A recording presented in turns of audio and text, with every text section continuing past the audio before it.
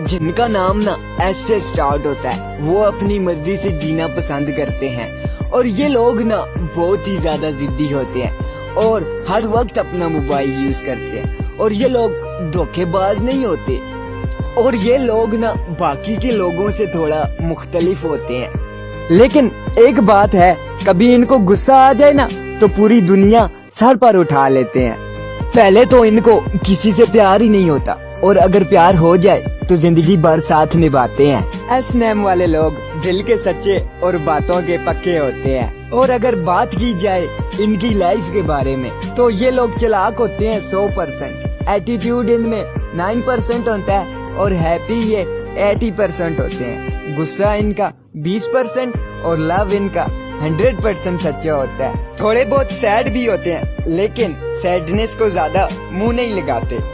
और बात की जाए इनकी वफादारी की